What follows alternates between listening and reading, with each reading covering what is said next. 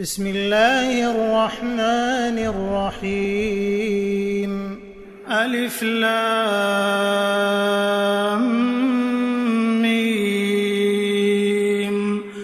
ذلك الكتاب لا ريب فيه هدى للمتقين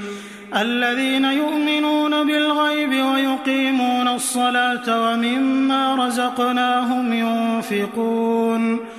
والذين يؤمنون بما أنزل إليك وما أنزل من قبلك وبالآخرة هم يوقنون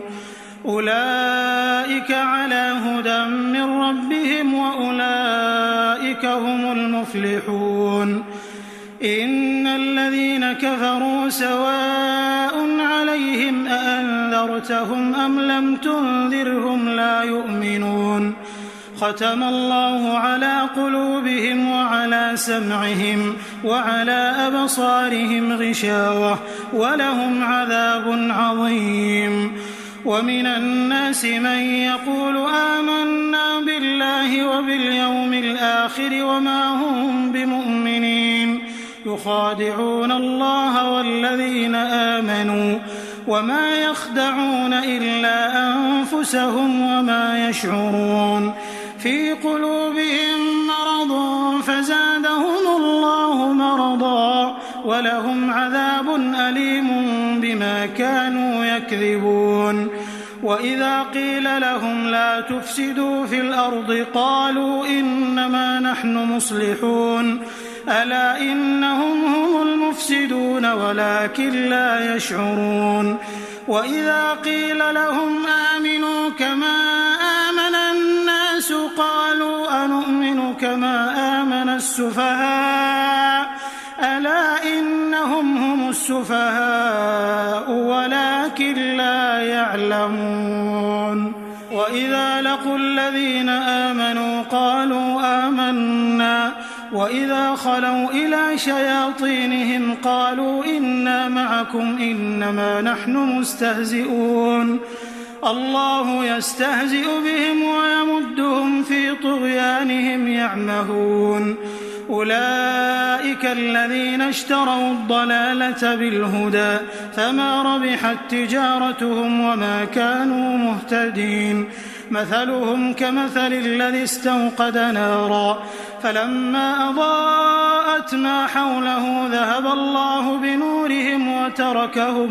وتركهم في ظلمات لا يبصرون. صم بكم عمي فهم لا يرجعون. أو كصيب من السماء فيه ظلمات ورعد وبرق يجعلون أصابعهم في آذانهم من الصواعق حذر الموت والله محيط بالكافرين. يكاد البرق يخطف أبصارهم كلما أضاء لهم مشوا فيه وإذا أظلم عليهم قاموا ولو شاء الله لذهب بسمعهم وأبصارهم إن الله على كل شيء قدير. يا أيها الناس اعبدوا ربكم الذي خلقكم والذين من قبلكم لعلكم تتقون. الذي جعل لكم الأرض فراشا والسماء بناء وأنزل من السماء ماء فأخرج به من الثمرات رزقا لكم فلا تجعلوا لله أندادا وأنتم تعلمون. وإن كنتم في ريب مما نزلنا على عبدنا فأتوا بسورة من مثله وادعوا شهداءكم من دون الله إن كنتم صادقين. فإن لم تفعلوا ولن تفعلوا فاتقوا النار التي وقودها الناس والحجارة أعدت للكافرين. وبشر الذين آمنوا وعملوا الصالحات أن لهم جنات تجري من تحتها الأنهار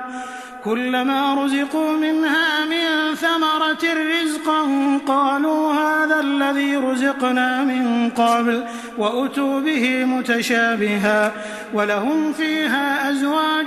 مطهرة وهم فيها خالدون إن الله لا يستحيي أن يضرب مثلا ما بعوضة فما فوقها فأما الذين آمنوا فيعلمون أنه الحق من ربهم وأما الذين كفروا فيقولون ماذا أراد الله بهذا مثلا يضل به كثيرا ويهدي به كثيرا وما يضل به إلا الفاسقين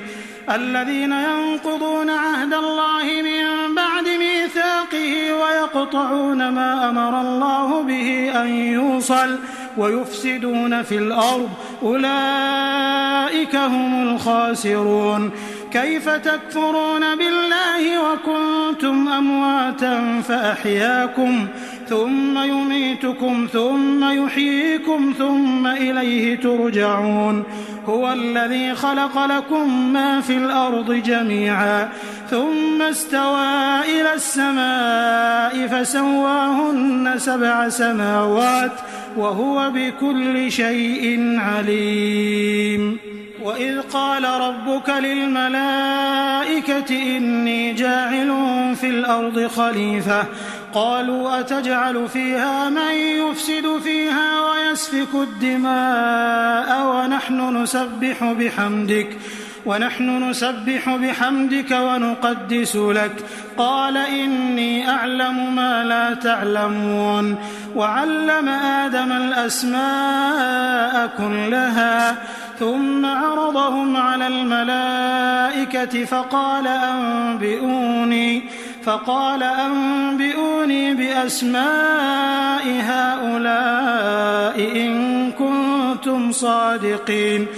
قالوا سبحانك لا علم لنا إلا ما علمتنا إنك أنت العليم الحكيم قال يا آدم أنبئهم بأسمائهم فلما أنبأهم بأسمائهم قال ألم أقل لكم إني أعلم غيب السماوات والأرض وأعلم ما تبدون وما كنتم تكتمون وإذ قلنا للملائكة اسجدوا لآدم فسجدوا إلا إبليس أبى واستكبر وكان من الكافرين وقلنا يا آدم اسكن أنت وزوجك الجنة وكلا منها رغدا حيث شئتما ولا تقربا هذه الشجرة فتكونا من الظالمين فأزلهما الشيطان عنها فأخرجهما مما كانا فيه وقلنا اهبطوا بعضكم لبعض عدو ولكم في الأرض مستقر ومتاع إلى حين فتلقى آدم من ربه كلمات فتاب عليه إنه هو التواب الرحيم قلنا اهبطوا منها جميعا فإما يأتينكم مني هدى فمن تبع هداي فلا خوف عليهم ولا هم يحزنون والذين كفروا وكذبوا بآياتنا أولئك أصحاب النار هم فيها خالدون يا بني إسرائيل اذكروا نعمتي التي أنعمت عليكم وأوفوا بعهدي أوف بعهدكم وإياي فارهبون وآمنوا بما أنزلت مصدقا لما معكم ولا تكونوا أول كافر به ولا تشتروا بآياتي ثمنا قليلا وإياي فاتقون ولا تلبسوا الحق بالباطل وتكتموا الحق وأنتم تعلمون وأقيموا الصلاة وآتوا الزكاة واركعوا مع الراكعين أتأمرون الناس بالبر وتنسون أنفسكم وأنتم تتلون الكتاب أفلا تعقلون واستعينوا بالصبر والصلاة وإنها لكبيرة إلا على الخاشعين الذين يظنون أنهم ملاقو ربهم وأنهم إليه راجعون يا بني إسرائيل اذكروا نعمتي التي أنعمت عليكم وأني فضلتكم على العالمين واتقوا يوما لا تجزي نفس عن نفس شيئا ولا يقبل منها شفاعة ولا يؤخذ منها عدل ولا هم ينصرون وإذ نجيناكم من آل فرعون يسومونكم سوء العذاب يذبحون أبناءكم ويستحيون نساءكم وفي ذلكم بلاء من ربكم عظيم وإذ فرقنا بكم البحر فأنجيناكم وأغرقنا آل فرعون وأنتم تنظرون وإذ واعدنا موسى 40 ليلة ثم اتخذتم العجل من بعده وأنتم ظالمون ثم عفونا عنكم من بعد ذلك لعلكم تشكرون وإذ آتينا موسى الكتاب والفرقان لعلكم تهتدون وإذ قال موسى لقومه يا قوم إنكم ظلمتم أنفسكم باتخاذكم العجل فتوبوا إلى بارئكم فاقتلوا أنفسكم ذلكم خير لكم عند بارئكم فتاب عليكم إنه هو التواب الرحيم وإذ قلتم يا موسى لن نؤمن لك حتى نرى الله جهرة فأخذتكم الصاعقة وأنتم تنظرون ثم بعثناكم من بعد موتكم لعلكم تشكرون وظللنا عليكم الغمام وأنزلنا عليكم المن والسلوى كلوا من طيبات ما رزقناكم وما ظلمونا ولكن كانوا أنفسهم يظلمون وإذ قلنا ادخلوا هذه القرية فكلوا منها حيث شئتم رغدا وادخلوا الباب سجدا وقولوا حطة نغفر لكم خطاياكم وسنزيد المحسنين فبدل الذين ظلموا قولا غير الذي قيل لهم فأنزلنا على الذين ظلموا رجزا من السماء بما كانوا يفسقون وإذ استسقى موسى لقومه فقلنا اضرب بعصاك الحجر فانفجرت منه 12 عينا قد علم كل أناس مشربهم كلوا واشربوا من رزق الله ولا تعثوا في الأرض مفسدين وإذ قلتم يا موسى لن نصبر على طعام واحد فادع لنا ربك يخرج لنا مما تنبت الأرض من بقلها وقثائها وفومها وعدسها وبصلها قال أتستبدلون الذي هو أدنى بالذي هو خير اهبطوا مصرا فإن لكم ما سألتم وضربت عليهم الذلة والمسكنة وباءوا بغضب من الله ذلك بأنهم كانوا يكفرون بآيات الله ويقتلون النبيين بغير الحق ذلك بما عصوا وكانوا يعتدون إن الذين آمنوا والذين هادوا والنصارى والصابئين من آمن بالله واليوم الآخر وعمل صالحا فلهم أجرهم عند ربهم ولا خوف عليهم ولا هم يحزنون وإذ أخذنا ميثاقكم ورفعنا فوقكم الطور خذوا ما آتيناكم بقوة واذكروا ما فيه لعلكم تتقون ثم توليتم من بعد ذلك فلولا فضل الله عليكم ورحمته لكنتم من الخاسرين ولقد علمتم الذين اعتدوا منكم في السبت فقلنا لهم كونوا قردة خاسئين فجعلناها نكالا لما بين يديها وما خلفها وموعظة للمتقين.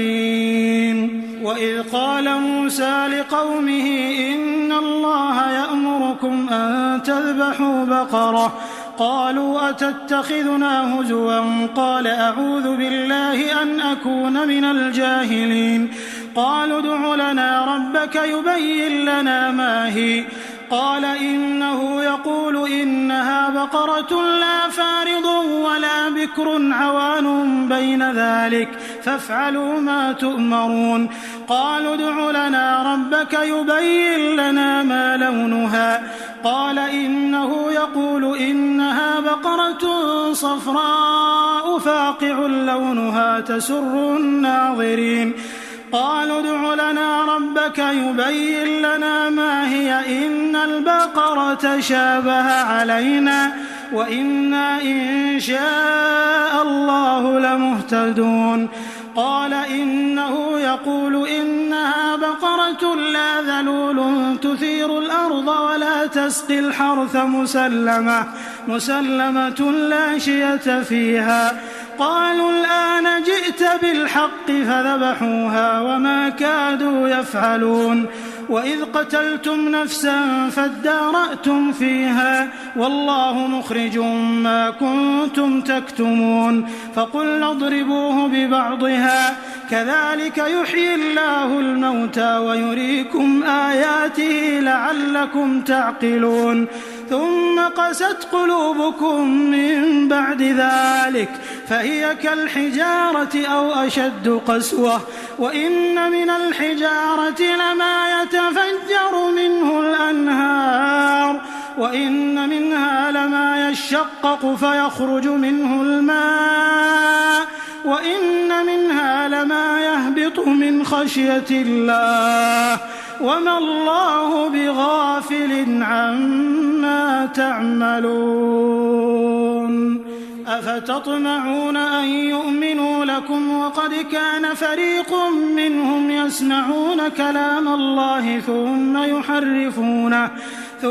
يحرفونه من بعد ما عقلوه وهم يعلمون وإذا لقوا الذين آمنوا قالوا آمنا وإذا خلا بعضهم إلى بعض قالوا أتحدثونهم بما فتح الله عليكم ليحاجوكم به عند ربكم أفلا تعقلون أولا يعلمون أن الله يعلم ما يسرون وما يعلنون ومنهم أميون لا يعلمون الكتاب إلا أماني وإن هم إلا يظنون فويل للذين يكتبون الكتاب بأيديهم ثم يقولون هذا من عند الله ليشتروا به ثمنا قليلا فويل لهم مما كتبت أيديهم وويل لهم مما يكسبون وقالوا لن تمسنا النار إلا أياما معدودة قل أتخذتم عند الله عهدا فلن يخلف الله عهده أم تقولون على الله ما لا تعلمون بلى من كسب سيئة وأحاطت به خطيئته فأولئك أصحاب النار هم فيها خالدون والذين آمنوا وعملوا الصالحات أولئك أصحاب الجنة هم فيها خالدون وإذ أخذنا ميثاق بني إسرائيل لا تعبدون إلا الله وبالوالدين إحسانا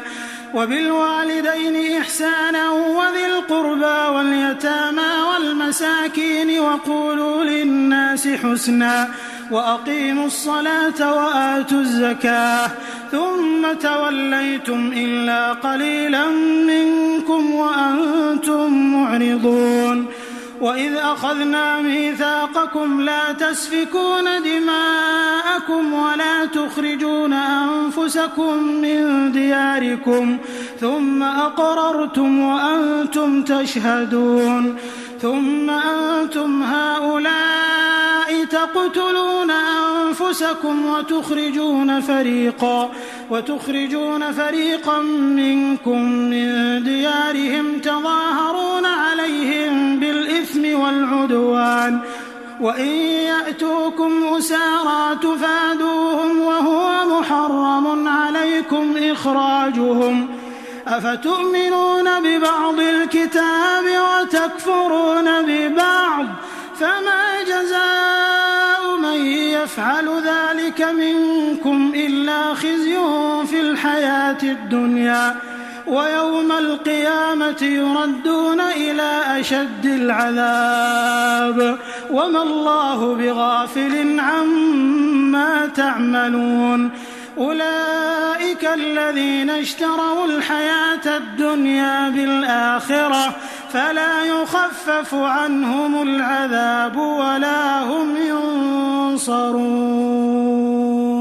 ولقد آتينا موسى الكتاب وقفينا من بعده بالرسل وآتينا عيسى ابن مريم البينات وأيدناه بروح القدس أفكلما جاءكم رسول بما لا تهوى أنفسكم استكبرتم ففريقا كذبتم وفريقا تقتلون وقالوا قلوبنا غلف بل لعنهم الله بكفرهم فقليلا ما يؤمنون ولما جاءهم كتاب من عند الله مصدق لما معهم وكانوا من قبل يستفتحون على الذين كفروا فلما جاءهم ما عرفوا كفروا به فلعنة الله على الكافرين بئس ما اشتروا به أنفسهم أن يكفروا بما أنزل الله بغيا أن ينزل الله من فضله على من يشاء من عباده فباءوا بغضب على غضب وللكافرين عذاب مهين وإذا قيل لهم آمنوا بما أنزل الله قالوا نؤمن بما أنزل علينا ويكفرون بما وراءه وهو الحق مصدقا لما معهم قل فلم تقتلون أنبياء الله من قبل إن كنتم مؤمنين ولقد جاءكم موسى بالبينات ثم اتخذتم العجل من بعده وأنتم ظالمون وإذ أخذنا ميثاقكم ورفعنا فوقكم الطور خذوا ما آتيناكم بقوة واسمعوا قالوا سمعنا وعصينا وأشربوا في قلوبهم العجل بكفرهم قل بئس ما يأمركم به إيمانكم إن كنتم مؤمنين قل إن كانت لكم الدار الآخرة عند الله خالصة من دون الناس فتمنوا الموت إن كنتم صادقين ولن يتمنوه أبدا بما قدمت أيديهم والله عليم بالظالمين ولتجدنهم أحرص الناس على حياة ومن الذين أشركوا يود أحدهم لو يعمر 1000 سنة وما هو بمزحزحه من العذاب أن يعمر والله بصير بما يعملون قل من كان عدوا لجبريل فإنه نزله على قلبك بإذن الله مصدقا لما بين يديه وهدى وبشرى للمؤمنين. من كان عدوا لله وملائكته ورسله وجبريل وميكال فإن الله عدو للكافرين. ولقد أنزلنا إليك آيات بينات وما يكفر بها إلا الفاسقون. أوكلما عاهدوا عهدا نبذه فريق منهم بل أكثرهم لا يؤمنون. ولما جاءهم رسول من عند الله مصدق لما معهم نبذ فريق من الذين أوتوا الكتاب كتاب الله وراء ظهورهم كأنهم لا يعلمون.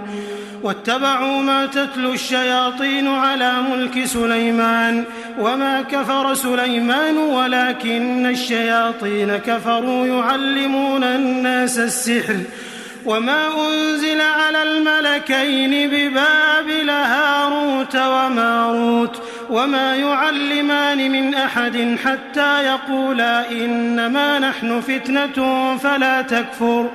فيتعلمون منهما ما يفرقون به بين المرء وزوجه وما هم بضارين به من أحد إلا بإذن الله ويتعلمون ما يضرهم ولا ينفعهم ولقد علموا لمن اشتراه ما له في الآخرة من خلاق ولبئس ما شروا به أنفسهم لو كانوا يعلمون. ولو أنهم آمنوا واتقوا لمثوبة من عند الله خير لو كانوا يعلمون. يا أيها الذين آمنوا لا تقولوا راعنا وقولوا انظرنا واسمعوا وللكافرين عذاب أليم. ما يود الذين كفروا من أهل الكتاب ولا المشركين أن ينزل عليكم من خير من ربكم والله يختص برحمته من يشاء والله ذو الفضل العظيم. ما ننسخ من آية أو ننسها نأت بخير منها أو مثلها. ألم تعلم أن الله على كل شيء قدير. ألم تعلم أن الله له ملك السماوات والأرض وما لكم من دون الله من ولي ولا نصير. أم تريدون أن تسألوا رسولكم كما سئل موسى من قبل ومن يتبدل الكفر بالإيمان فقد ضل سواء السبيل. ود كثير من أهل الكتاب لو يردونكم من بعد إيمانكم كفارا حسدا من عند أنفسهم من بعد ما تبين لهم الحق فاعفوا واصفحوا حتى يأتي الله بأمره إن الله على كل شيء قدير. وأقيموا الصلاة وآتوا الزكاة وما تقدموا لأنفسكم من خير تجدوه عند الله إن الله بما تعملون بصير. وقالوا لن يدخل الجنة إلا من كان هودا أو نصارى تلك أمانيهم قل هاتوا برهانكم إن كنتم صادقين. بلى من أسلم وجهه لله وهو محسن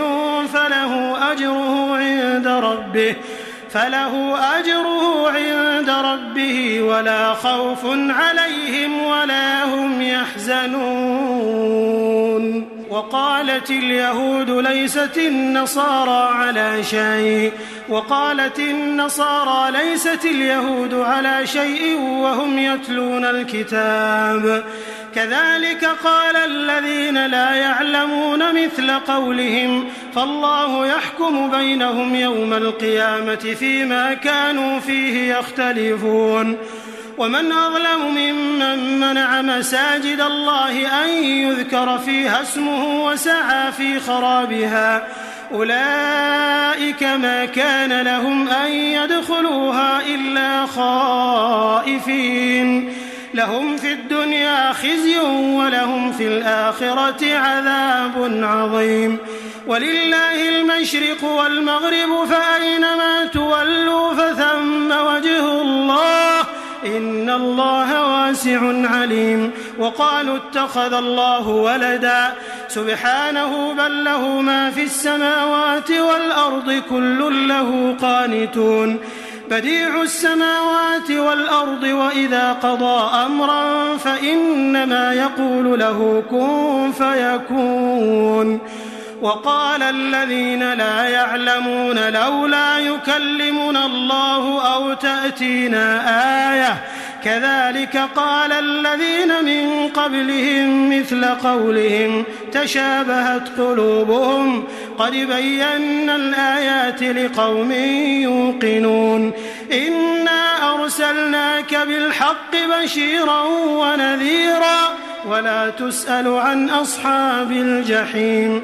ولن ترضى عنك اليهود ولا النصارى حتى تتبع ملتهم قل إن هدى الله هو الهدى ولئن اتبعت أهواءهم بعد الذي جاءك من العلم ما لك من الله من ولي ولا نصير الذين آتيناهم الكتاب يتلونه حق تلاوته أولئك يؤمنون به ومن يكفر به فأولئك هم الخاسرون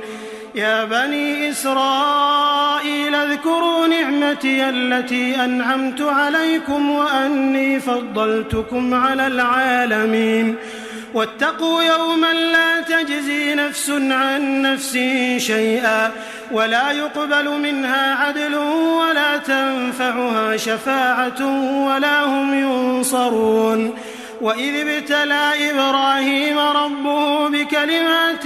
فأتمهم قال إني جاعلك للناس إماما قال ومن ذريتي قال لا ينال عهد الظالمين وإذ جعلنا البيت مثابة للناس وأمنا واتخذوا من مقام إبراهيم مصلى وعهدنا إلى إبراهيم وإسماعيل أن طهرا بيتي للطائفين والعاكفين والركع السجود وإذ قال إبراهيم رب اجعل هذا بلدا آمنا وارزق أهله من الثمرات من آمن منهم بالله واليوم الآخر قال ومن كفر فأمتعه قليلا ثم أضطره إلى عذاب النار وبئس المصير وإذ يرفع إبراهيم القواعد من البيت وإسماعيل ربنا تقبل منا إنك أنت السميع العليم ربنا واجعلنا مسلمين لك ومن ذريتنا أمة مسلمة لك وأرنا مناسكنا وتب علينا إنك أنت التواب الرحيم ربنا وابعث فيهم رسولا منهم يتلو عليهم آياتك ويعلمهم الكتاب والحكمة ويزكيهم إنك أنت العزيز الحكيم ومن يرغب عن ملة إبراهيم إلا من سفه نفسه ولقد اصطفيناه في الدنيا وإنه في الآخرة لمن الصالحين إذ قال له ربه أسلم قال أسلمت لرب العالمين ووصى بها إبراهيم بنيه ويعقوب يا بني إن الله اصطفى لكم الدين فلا تموتن إلا وأنتم مسلمون أم كنتم شهداء إذ حضر يعقوب الموت إذ قال لبنيه ما تعبدون من بعدي قالوا نعبد إلهك وإله آبائك إبراهيم وإسماعيل وإسحاق إلها واحدا ونحن له مسلمون تلك أمة قد خلت لها ما كسبت ولكم ما كسبتم ولا تسألون عما كانوا يعملون وقالوا كونوا هودا أو نصارى تهتدوا قل بل ملة إبراهيم حنيفا وما كان من المشركين قولوا آمنا بالله وما أنزل إلينا وما أنزل إلى إبراهيم وإسماعيل وإسحاق ويعقوب والأسباط وما أوتي موسى وعيسى وما أوتي النبيون من ربهم لا نفرق بين أحد منهم ونحن له مسلمون فإن آمنوا بمثل ما آمنتم به فقد اهتدوا وإن تولوا فإنما هم في شقاق فسيكفيكهم الله وهو السميع العليم صبغة الله ومن أحسن من الله صبغة ونحن له عابدون قل أتحاجوننا في الله وهو ربنا وربكم ولنا أعمالنا ولكم أعمالكم ونحن له مخلصون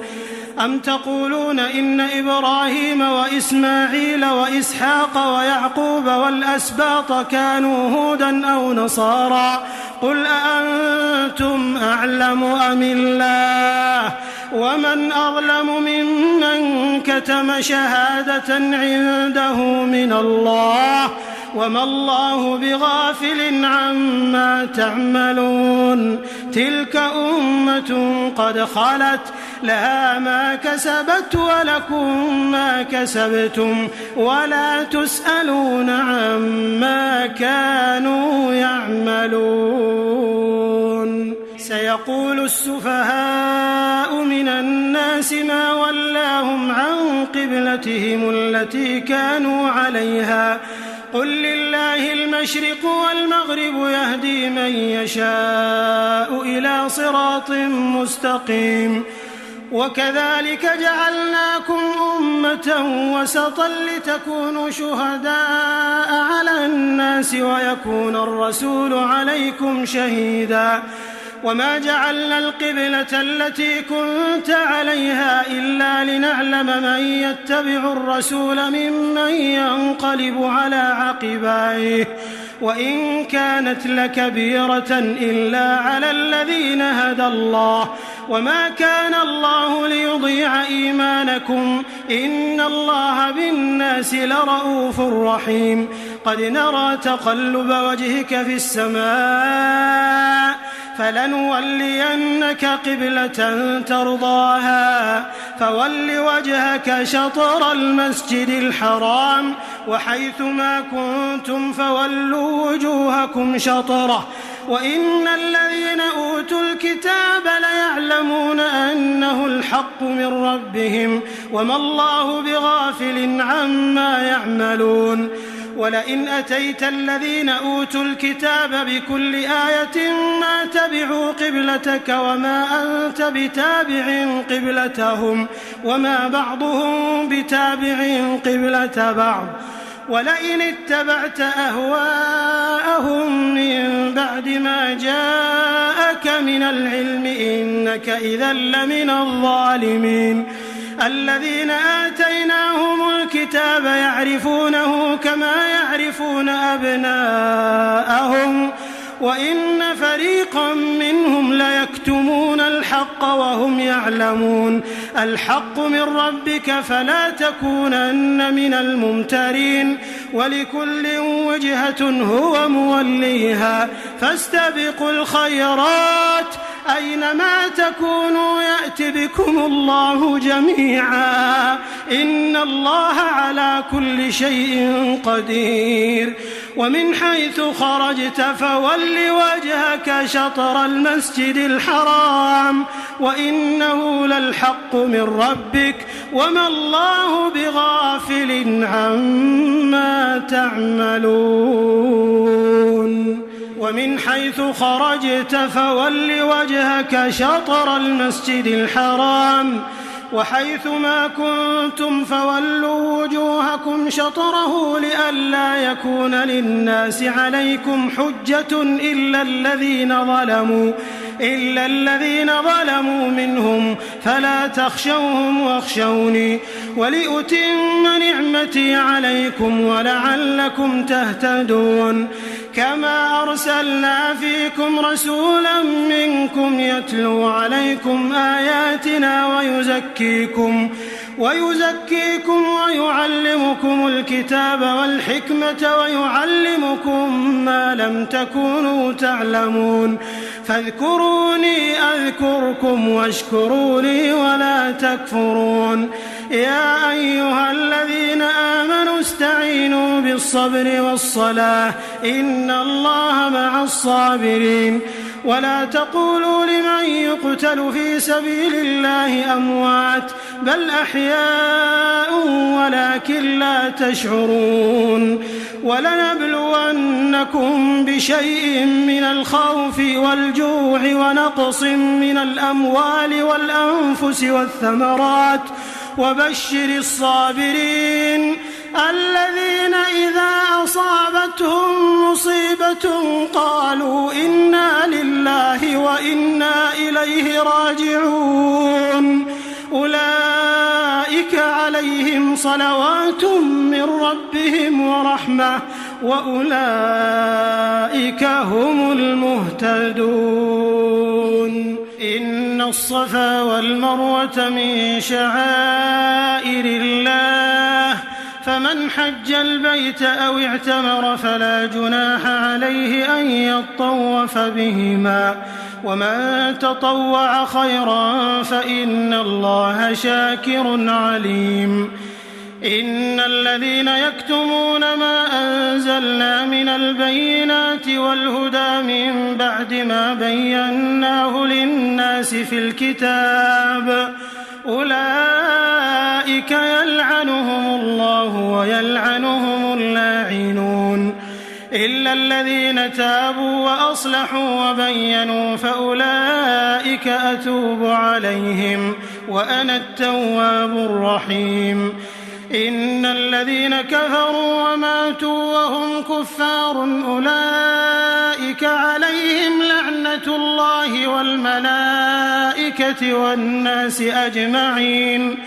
خالدين فيها لا يخفف عنهم العذاب ولا هم ينظرون وإلهكم إله واحد لا إله إلا هو الرحمن الرحيم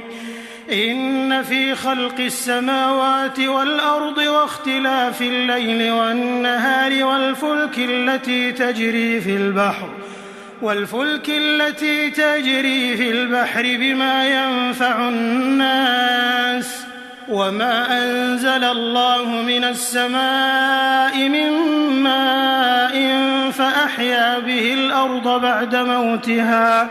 وبث فيها من كل دابة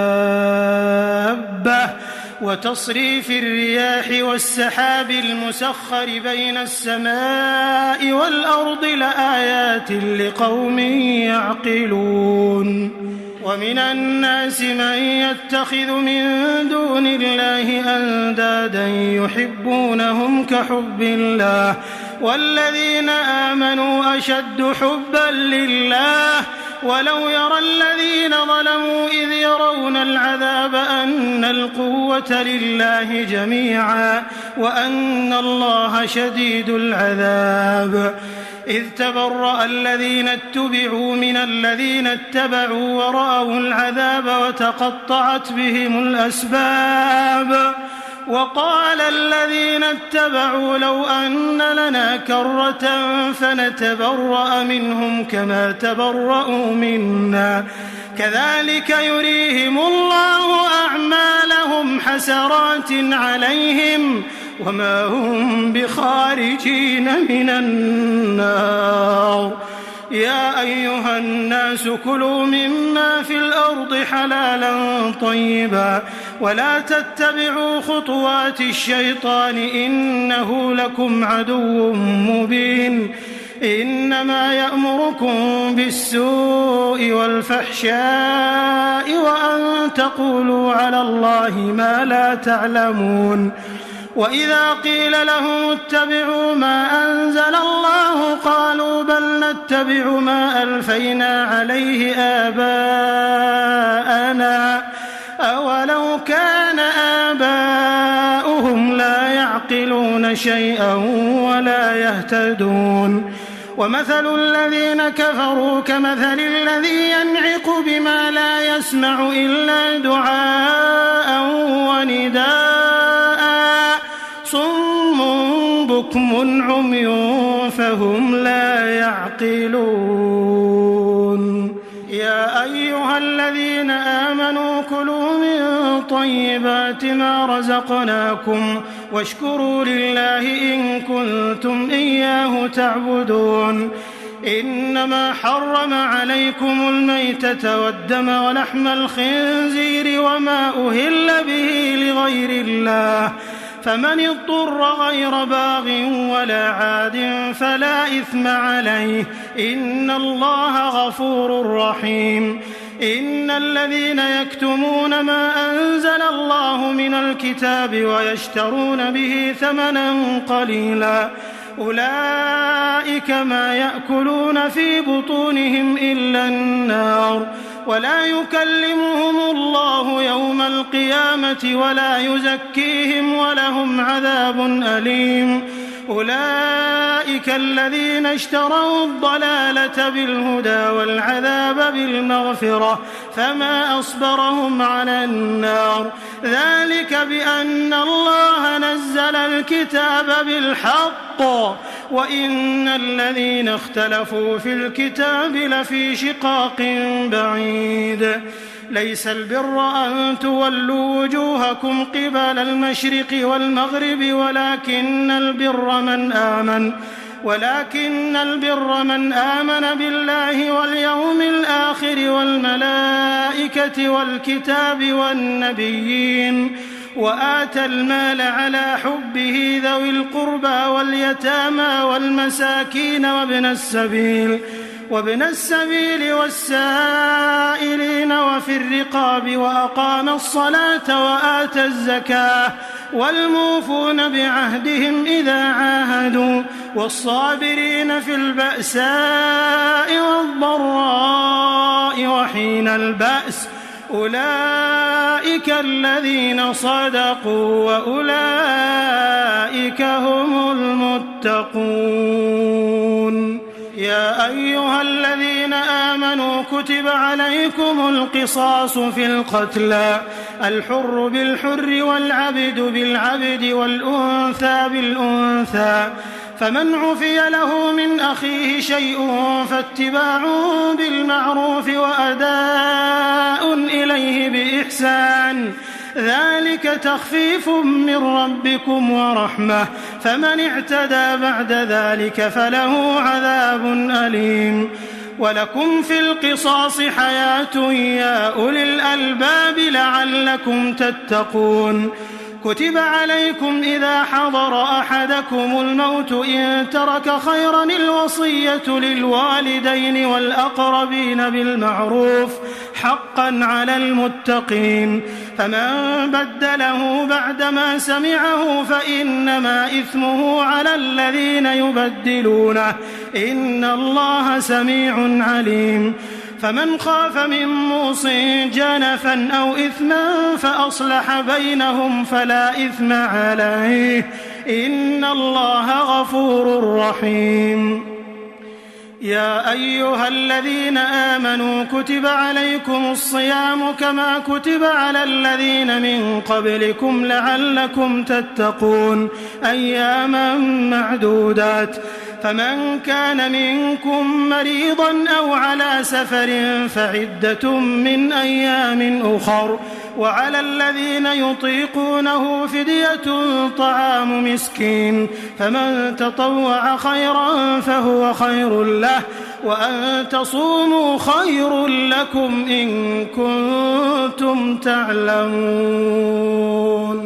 شهر رمضان الذي أنزل فيه القرآن هدى للناس وبينات من الهدى والفرقان فمن شهد منكم الشهر فليصم ومن كان مريضا أو على سفر فعدة من أيام أخر يريد الله بكم اليسر ولا يريد بكم العسر ولتكملوا العدة ولتكبروا الله على ما هداكم ولعلكم تشكرون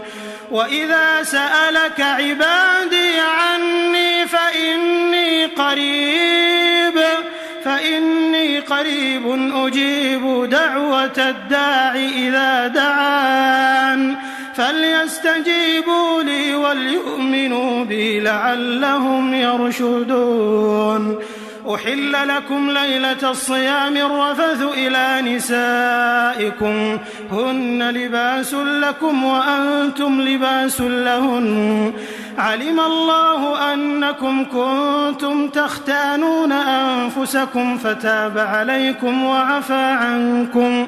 فالآن باشروهن وابتغوا ما كتب الله لكم وكلوا واشربوا حتى يتبين لكم الخيط الأبيض من الخيط الأسود من الفجر ثم أتموا الصيام إلى الليل ولا تباشروهن وأنتم عاكفون في المساجد تلك حدود الله فلا تقربوها كذلك يبين الله آياته للناس لعلهم يتقون ولا تأكلوا أموالكم بينكم بالباطل وتدلوا بها إلى الحكام لتأكلوا فريقا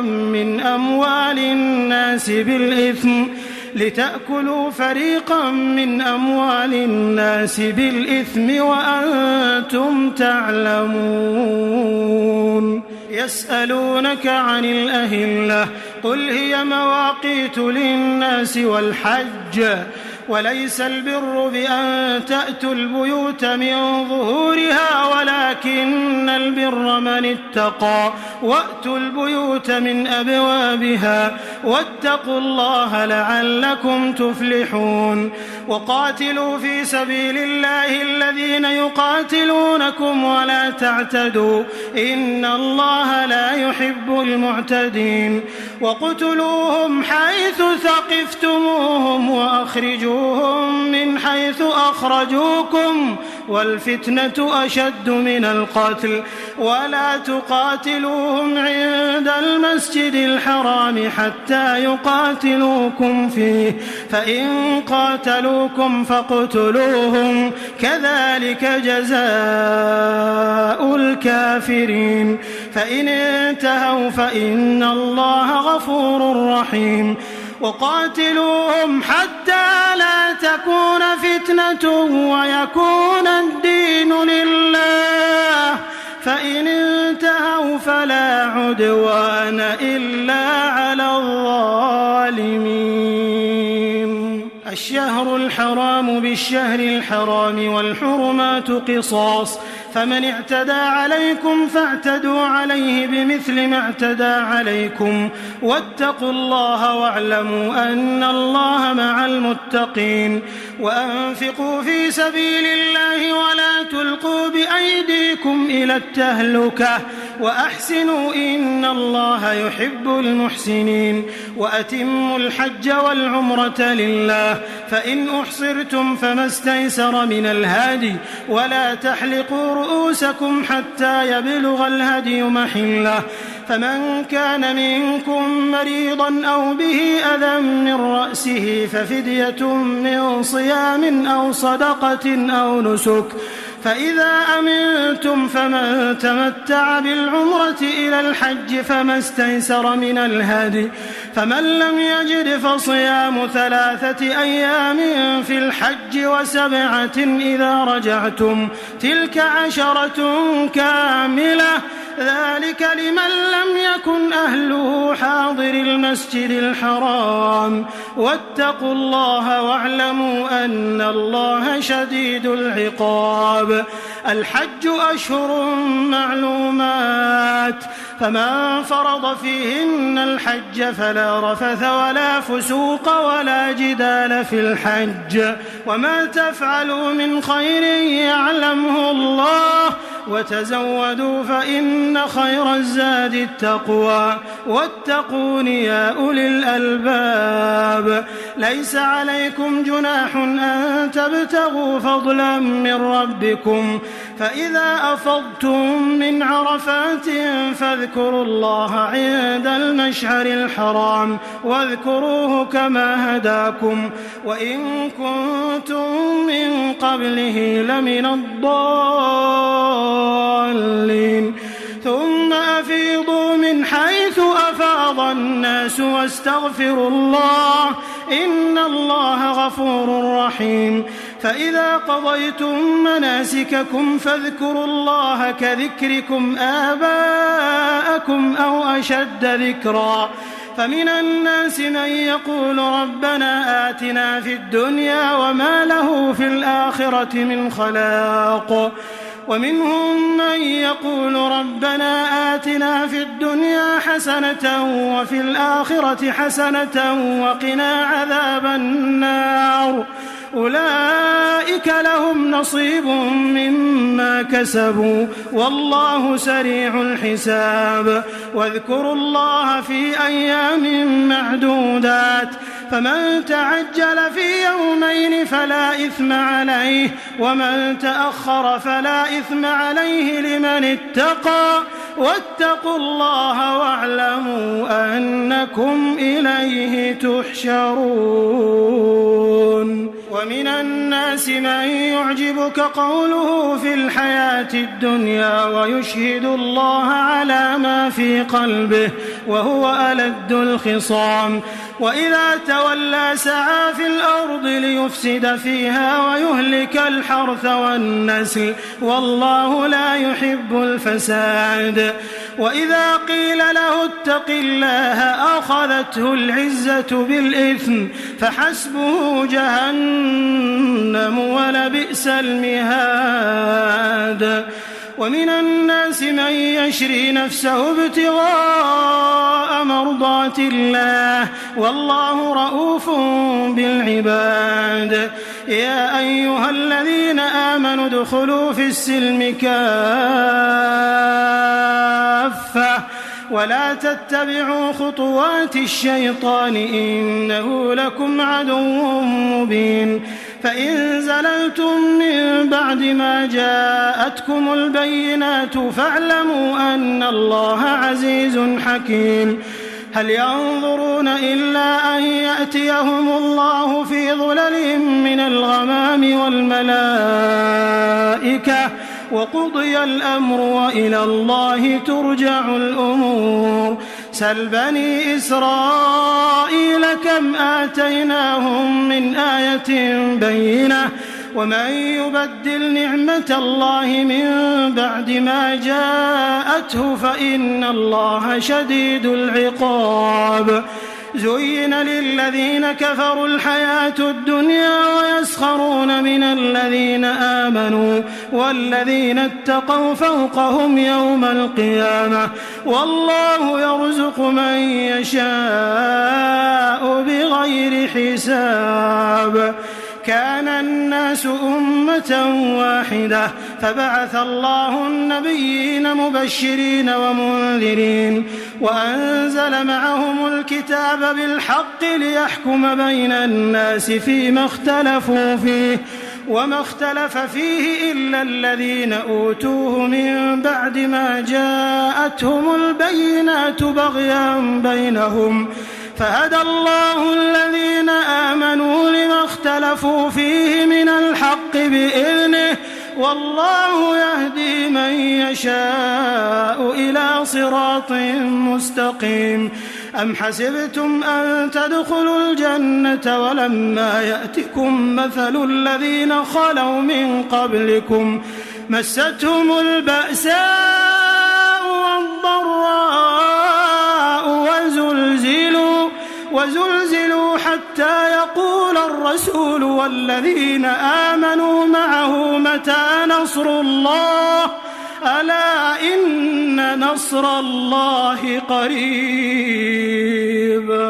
يسألونك ماذا ينفقون قل ما أنفقتم من خير فللوالدين والأقربين واليتامى والمساكين وابن السبيل وما تفعلوا من خير فإن الله به عليم.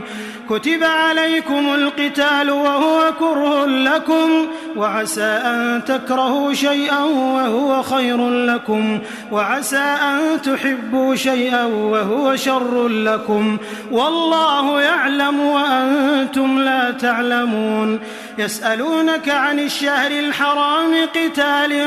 فيه قل قتال فيه كبير وصد عن سبيل الله وكفر به والمسجد الحرام وإخراج أهله منه أكبر عند الله والفتنة أكبر من القتل ولا يزالون يقاتلونكم حتى يردوكم عن دينكم إن استطاعوا ومن يرتدد منكم عن دينه فيمت وهو كافر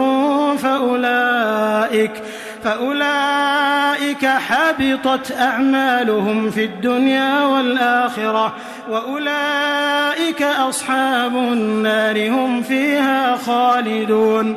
إن الذين آمنوا والذين هاجروا وجاهدوا في سبيل الله أولئك يرجون رحمة الله والله غفور رحيم. يسألونك عن الخمر والميسر قل فيهما إثم كبير ومنافع للناس وإثمهما أكبر من نفعهما ويسألونك ماذا ينفقون قل العفو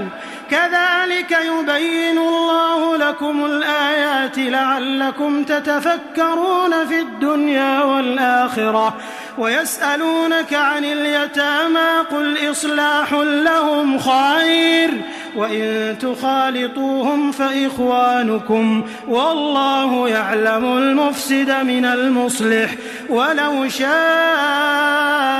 الله لأعنتكم إن الله عزيز حكيم.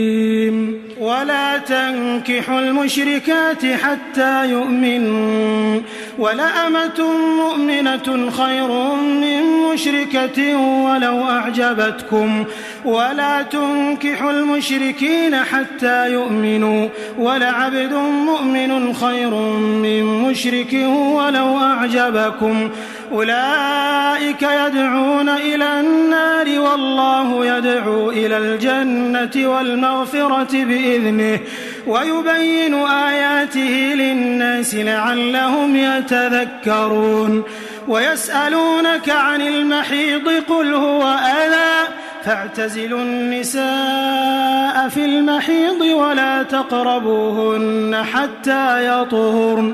فإذا تطهرن فأتوهن من حيث أمركم الله إن الله يحب التوابين ويحب المتطهرين.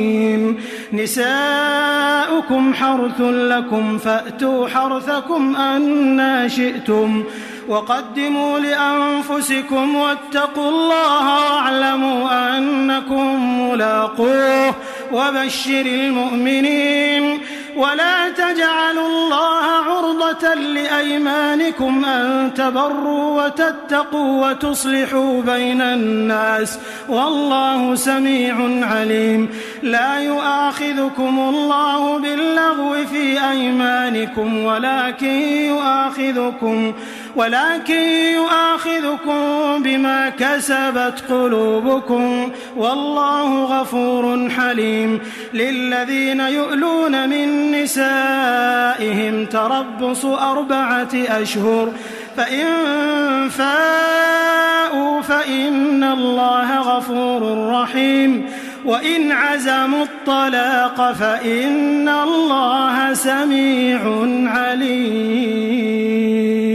والمطلقات يتربصن بأنفسهن 3 قروء ولا يحل لهن أن يكتمن ما خلق الله في أرحامهن إن كن يؤمن بالله واليوم الآخر وبعولتهن أحق بردهن في ذلك إن أرادوا إصلاحا ولهن مثل الذي عليهن بالمعروف وللرجال عليهن درجة والله عزيز حكيم. الطلاق 2 فإمساك بمعروف أو تسريح بإحسان ولا يحل لكم أن تأخذوا مما آتيتموهن شيئا إلا أن يخافا ألا يقيما حدود الله فإن خفتم ألا يقيما حدود الله فلا جناح عليهما فيما افتدت به تلك حدود الله فلا تعتدوها ومن يتعد حدود الله فأولئك هم الظالمون. فإن طلقها فلا تحل له من بعد حتى تنكح زوجا غيره. فإن طلقها فلا جناح عليهما أن يتراجعا إن ظنا أن يقيما حدود الله وتلك حدود الله يبينها لقوم يعلمون. وإذا طلقتم النساء فبلغن أجلهن فأمسكوهن بمعروف أو سرحوهن بمعروف ولا تمسكوهن ضرارا لتعتدوا ومن يفعل ذلك فقد ظلم نفسه. ولا تتخذوا آيات الله هزوا واذكروا نعمة الله عليكم وما أنزل عليكم من الكتاب والحكمة يعظكم به واتقوا الله واعلموا أن الله بكل شيء عليم. وإذا طلقتم النساء فبلغن أجلهن فلا تعضلوهن أن ينكحن أزواجهن إذا تراضوا بينهم بالمعروف ذلك يوعظ به من كان منكم يؤمن بالله واليوم الآخر ذلكم أزكى لكم وأطهر والله يعلم وأنتم لا تعلمون. والوالدات يرضعن أولادهن حولين كاملين لمن أراد أن يتم الرضاعة وعلى المولود له رزقهن وكسوتهن بالمعروف لا تكلف نفس إلا وسعها لا تضار والدة بولدها ولا مولود له بولده وعلى الوارث مثل ذلك فإن أرادا فصالا عن تراض منهما وتشاور فلا جناح عليهما. وإن أردتم أن تسترضعوا أولادكم فلا جناح عليكم إذا سلمتم ما آتيتم بالمعروف واتقوا الله واعلموا أن الله بما تعملون بصير. والذين يتوفون منكم ويذرون أزواجا يتربصن بأنفسهن 4 أشهر وعشرا فإذا بلغن أجلهن فلا جناح عليكم فيما فعلن في أنفسهن بالمعروف والله بما تعملون خبير. ولا جناح عليكم فيما عرضتم به من خطبة النساء أو أكننتم في أنفسكم علم الله أنكم ستذكرونهن ولكن لا تواعدوهن سرا إلا أن تقولوا قولا معروفا ولا تعزموا عقدة النكاح حتى يبلغ الكتاب أجله واعلموا أن الله يعلم ما في أنفسكم فاحذروه واعلموا أن الله غفور حليم. لا جناح عليكم إن طلقتم النساء ما لم تمسوهن أو تفرضوا لهن فريضة ومتعوهن على الموسع قدره وعلى المقتر قدره متاعا بالمعروف حقا على المحسنين. وإن طلقتموهن من قبل أن تمسوهن وقد فرضتم لهن فريضة فنصف ما فرضتم إلا أن يعفون أو يعفو الذي بيده عقدة النكاح وأن تعفوا أقرب للتقوى ولا تنسوا الفضل بينكم إن الله بما تعملون بصير. حافظوا على الصلوات والصلاة الوسطى وقوموا لله قانتين فإن خفتم فرجالا أو ركبانا فإذا أمنتم فاذكروا الله كما علمكم ما لم تكونوا تعلمون. والذين يتوفون منكم ويذرون أزواجا وصية لأزواجهم متاعا إلى الحول غير إخراج فإن خرجن فلا جناح عليكم فيما فعلن في أنفسهن من معروف والله عزيز حكيم. وللمطلقات متاع بالمعروف حقا على المتقين كذلك يبين الله لكم آياته لعلكم تعقلون. ألم تر إلى الذين خرجوا من ديارهم وهم ألوف حذر الموت فقال لهم الله موتوا ثم أحياهم إن الله لذو فضل على الناس ولكن أكثر الناس لا يشكرون.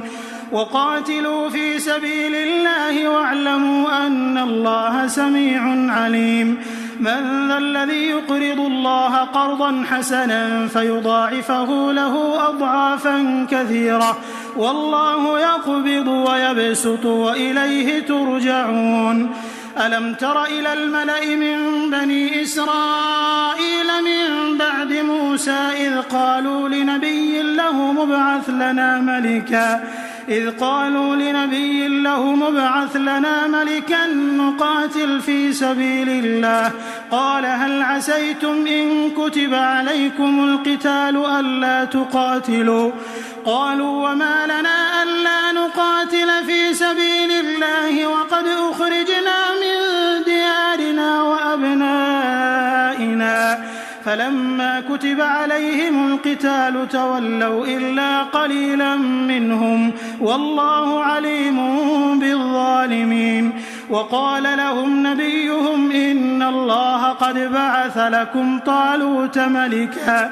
قالوا أنى يكون له الملك علينا ونحن أحق بالملك منه ولم يؤت سعة من المال قال إن الله اصطفاه عليكم وزاده بسطة في العلم والجسم والله يؤتي ملكه من يشاء والله واسع عليم. وقال لهم نبيهم إن آية ملكه أن يأتيكم التابوت فيه سكينة من ربكم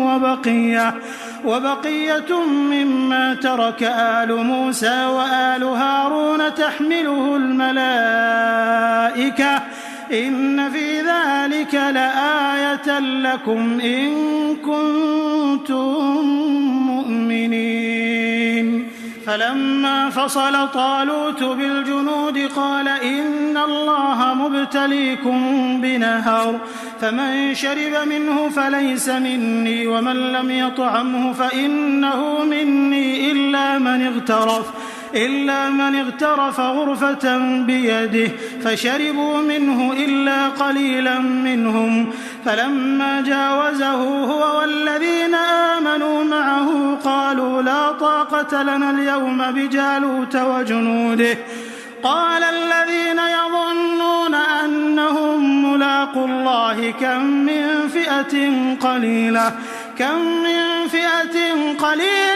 غلبت فئة كثيرة بإذن الله والله مع الصابرين. ولما برزوا لجالوت وجنوده قالوا ربنا أفرغ علينا صبرا وثبت أقدامنا وانصرنا على القوم الكافرين. فهزموهم بإذن الله وقتل داود جالوت وآتاه الله الملك والحكمة وعلمه مما يشاء. ولولا دفع الله الناس بعضهم ببعض لفسدت الأرض ولكن الله ذو فضل على العالمين. تلك آيات الله نتلوها عليك بالحق وإنك لمن المرسلين. تلك الرسل فضلنا بعضهم على بعض منهم من كلم الله ورفع بعضهم درجات وآتينا عيسى ابن مريم البينات وأيدناه بروح القدس. ولو شاء الله ما اقتتل الذين من بعدهم من بعد ما جاءتهم البينات ولكن اختلفوا فمنهم من آمن ومنهم من كفر. ولو شاء الله ما اقتتلوا ولكن الله يفعل ما يريد. يا أيها الذين آمنوا أنفقوا مما رزقناكم من قبل أن يأتي يوم لا بيع فيه ولا خلة ولا شفاعة والكافرون هم الظالمون. الله لا إله إلا هو الحي القيوم لا تأخذه سنة ولا نوم له ما في السماوات وما في الأرض. من ذا الذي يشفع عنده إلا بإذنه يعلم ما بين أيديهم وما خلفهم ولا يحيطون بشيء من علمه إلا بما شاء. وسع كرسيه السماوات والأرض ولا يؤوده حفظهما وهو العلي العظيم. لا إكراه في الدين قد تبين الرشد من الغي فمن يكفر بالطاغوت ويؤمن بالله فقد استمسك بالعروة الوثقى لا انفصام لها والله سميع عليم. الله ولي الذين آمنوا يخرجهم من الظلمات إلى النور والذين كفروا أولياؤهم الطاغوت يخرجونهم من النور إلى الظلمات أولئك أصحاب النار هم فيها خالدون. ألم تر إلى الذي حاج إبراهيم في ربه أن آتاه الله الملك إذ قال إبراهيم ربي الذي يحيي ويميت قال أنا أحيي وأميت. قال إبراهيم فإن الله يأتي بالشمس من المشرق فأت بها من المغرب فبهت الذي كفر والله لا يهدي القوم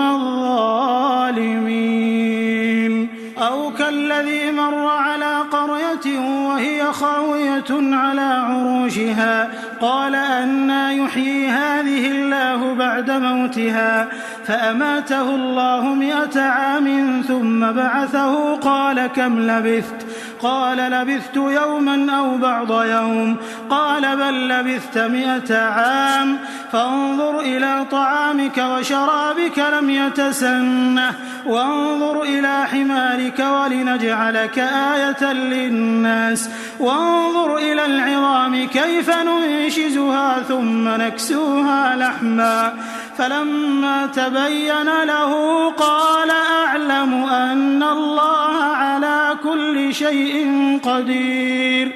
وإذ قال إبراهيم رب أرني كيف تحيي الموتى قال أولم تؤمن قال بلى ولكن ليطمئن قلبي. قال فخذ 4 من الطير فصرهن إليك ثم اجعل على كل جبل منهن جزءا ثم ادعهن يأتينك سعيا واعلم أن الله عزيز حكيم. مثل الذين ينفقون أموالهم في سبيل الله كمثل حبة أنبتت 7 سنابل في كل سنبلة 100 حبة والله يضاعف لمن يشاء والله واسع عليم. الذين ينفقون أموالهم في سبيل الله ثم لا يتبعون ما أنفقوا منا ولا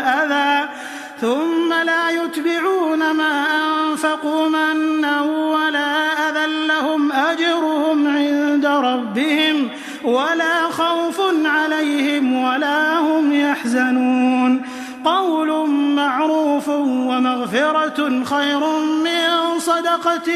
يتبعها أذى والله غني حليم. يا أيها الذين آمنوا لا تبطلوا صدقاتكم بالمن والأذى كالذي ينفق ماله رئاء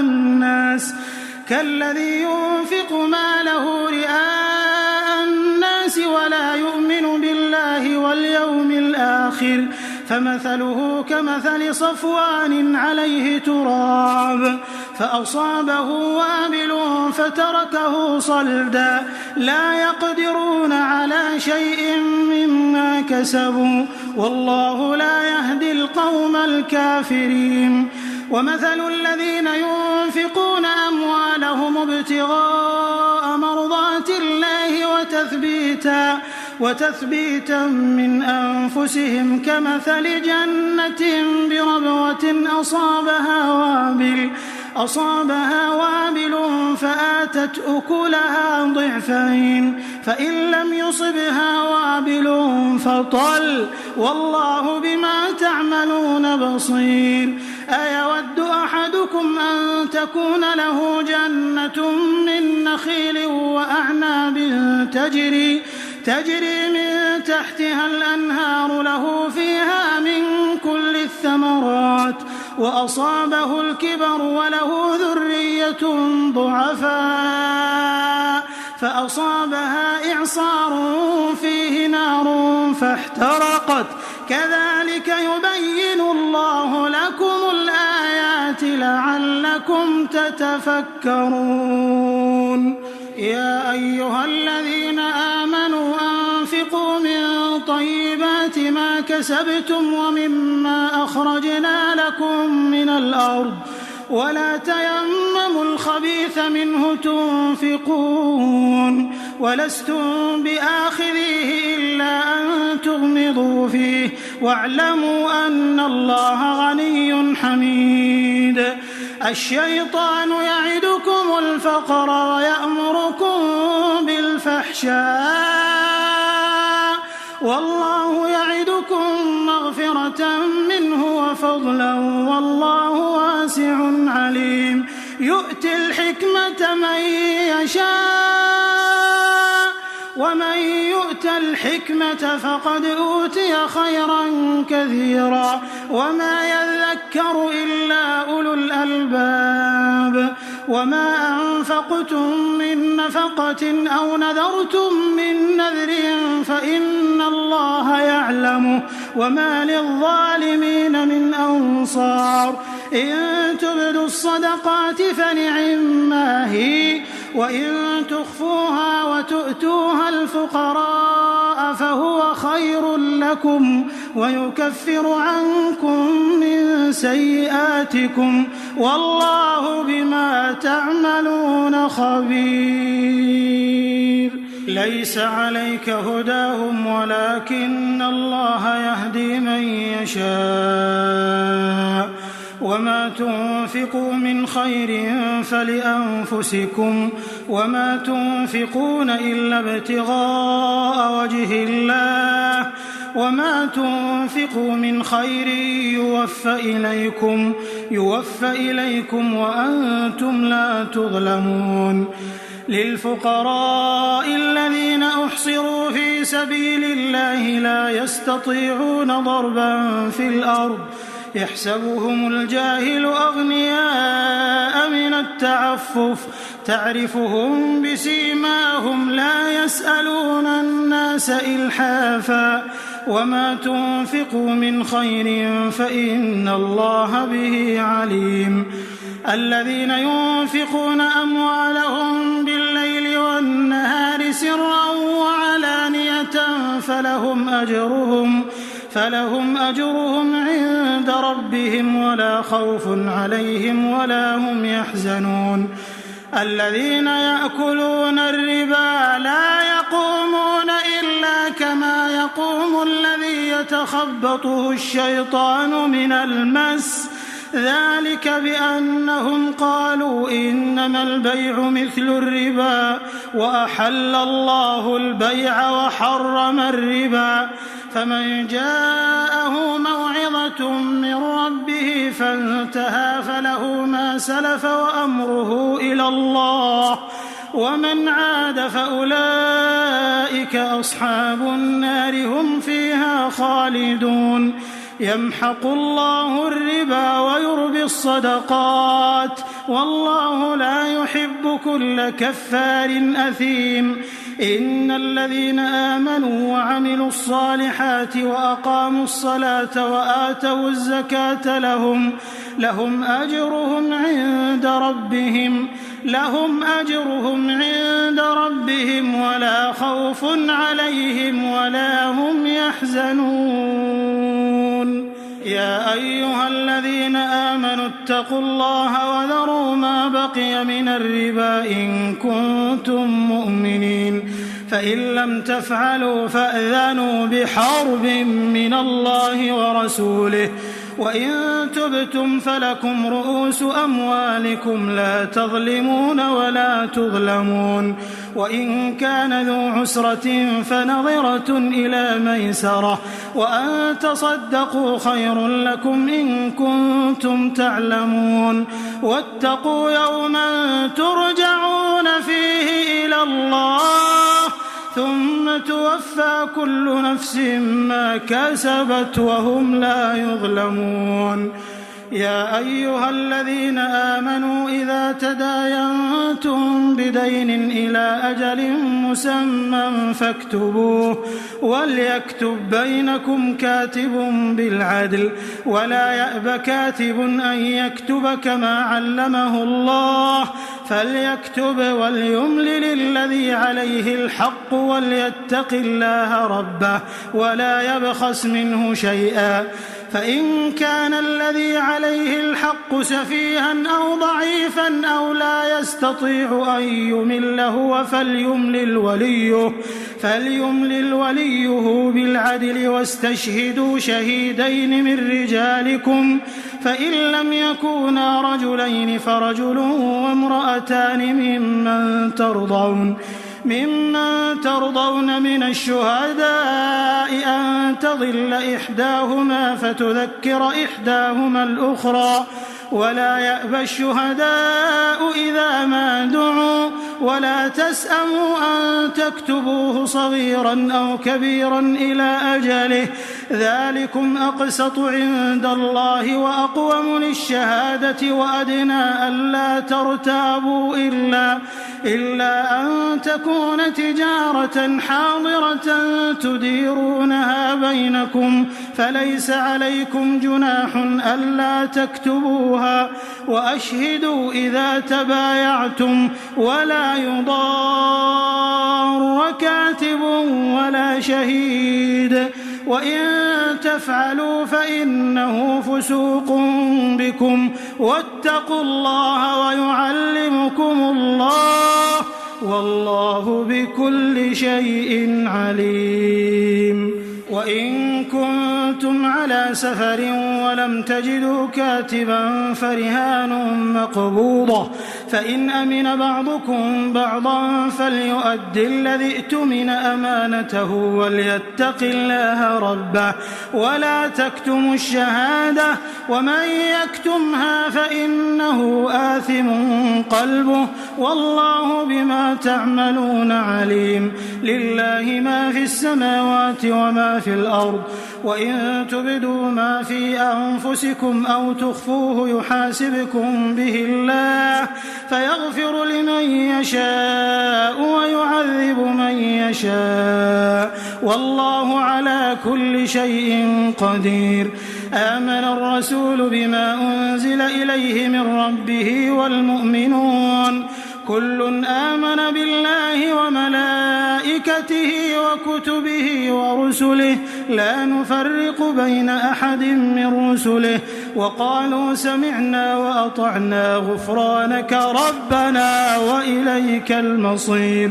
لا يكلف الله نفسا إلا وسعها لها ما كسبت وعليها ما اكتسبت ربنا لا تؤاخذنا إن نسينا أو أخطأنا ربنا ولا تحمل علينا إصرا كما حملته على الذين من قبلنا ربنا ولا تحملنا ما لا طاقة لنا به واعف عنا واغفر لنا وارحمنا أنت مولانا فانصرنا على القوم الكافرين.